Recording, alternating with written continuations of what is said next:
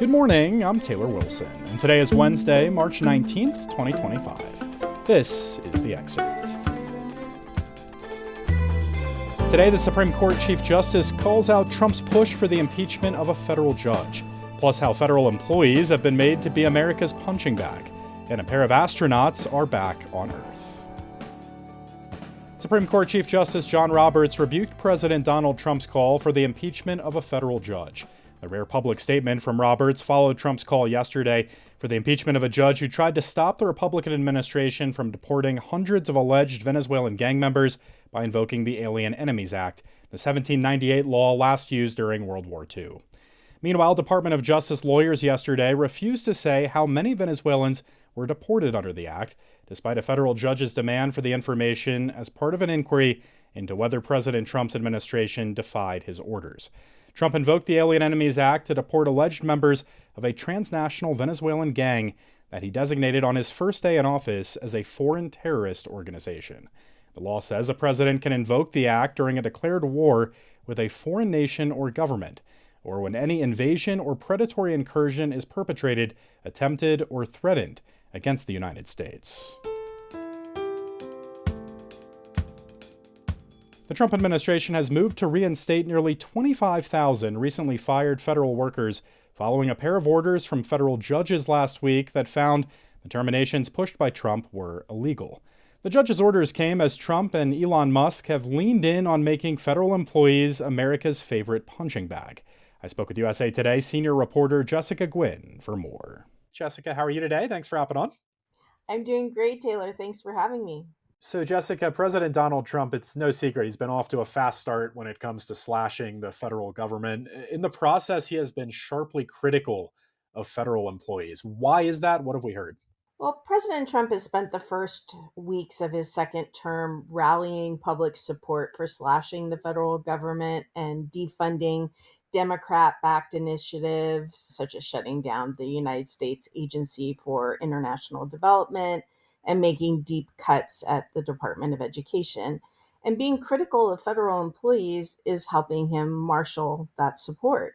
Trump and Musk have said the mass firings are necessary to battle an administrative state that is staffed by quote unquote unelected bureaucrats who are disloyal to President Trump and to the American people. And we've heard from many readers who agree with Trump and who support federal employees losing their jobs. So we wanted to explore why people have such ambivalence, if not animosity, towards civil servants. Right. Well, let's go back. I mean, how did federal workers really become the nation's favorite punching bag even before this era? Is this unique in this moment, Jessica, or part of American history? Well, from the conservative grassroots Tea Party to the MAGA movement, Americans famously don't love the power that a big decentralized government has over their daily lives. And we saw anger over federal overreach swell during the COVID-19 pandemic with mask requirements and vaccine mandates and how those clashed with individual liberties. And in addition to that anti government sentiment, Americans resent the perks, the job security, other civil service protections that federal employees enjoy, but people in the private sector largely do not. And it turns out the politicians have a long history of stoking those resentments for their own political ends. In Trump's case, people I spoke with said that describing federal workers as lazy, unproductive, disloyal helps him pursue key objectives that are important to him, such as rooting out ideological opposition to his agenda and undercutting public employee unions, which are a key base of political support for Democrats. As for this moment, Jessica, and these laid off workers, I'm sure there's resentment, but how are they really reacting in this moment?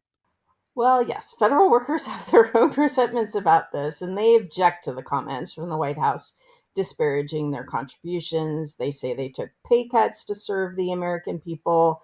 They perform vital functions that Americans cannot do without. And they say they're not partisan actors. They don't write policies, they just carry them out. And those change from administration to administration. One of the workers who lost his job as a wildlife biologist for the Los Padres National Forest in California was invited to sit in the gallery at the president's joint address to Congress, and he was several rows in front of Musk. And he had taken exception with Musk saying that federal workers are basically just waste. So afterward, he confronted Musk and he asked him, "Am I waste?" And Musk asked what he did. And after explaining what he did for the Forest Service, Musk assured him that he was. And as one other former federal employee told us, people think we're eating bonbons and looking up used cars on the internet. And he says nothing could be further from the truth. Yeah. Well, the American people overwhelmingly support the administration's government cuts, at least according to White House Press Secretary Caroline Leavitt. Do Americans actually back these cuts? What does polling maybe tell us on this?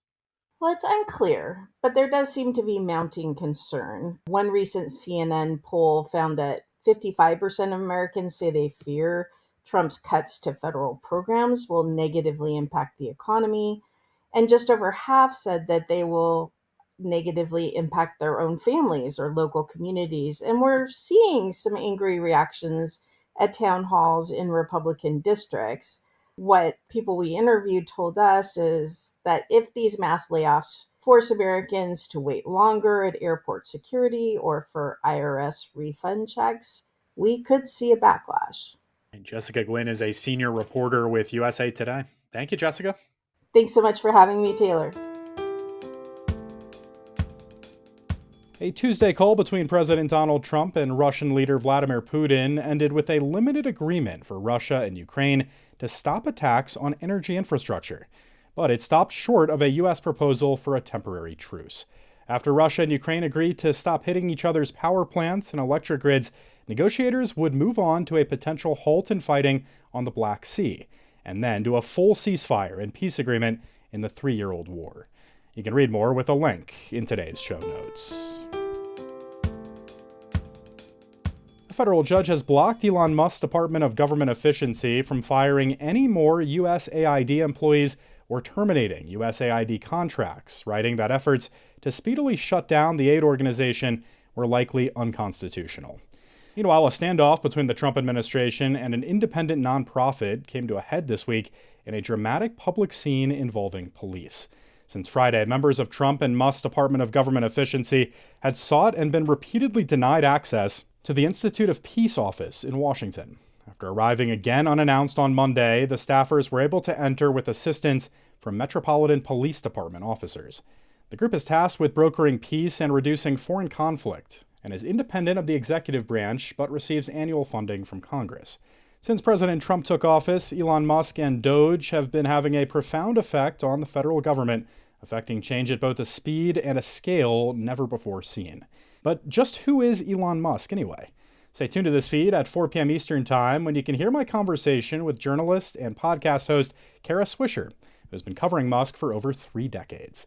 And a note to our listeners, this episode was originally scheduled to air last Thursday. We apologize for the delay. Well, they're finally back. NASA astronauts Butch Wilmore and Suni Williams returned to Earth yesterday after more than 280 days in space. Months ago, Wilmore and Williams watched as the Starliner spacecraft they rode to orbit undocked from the International Space Station and then left them behind, while the troubled test capsule manufactured by Boeing for NASA missions returned to Earth empty-handed. Its crew had no choice but to remain for a few more months at the orbital laboratory. My colleague Dana Taylor had the privilege to talk to Suni and Butch just a few weeks ago in a remarkable interview while they were still on the space station. We're sharing the YouTube link as well as the podcast link for you in today's show notes, and I suggest you give it a watch if you have a chance. And thanks for listening to The Excerpt. You can get the podcast wherever you get your audio, and if you're on a smart speaker, just ask for The Excerpt. I'm Taylor Wilson, and I'll be back tomorrow with more of The Excerpt from USA Today.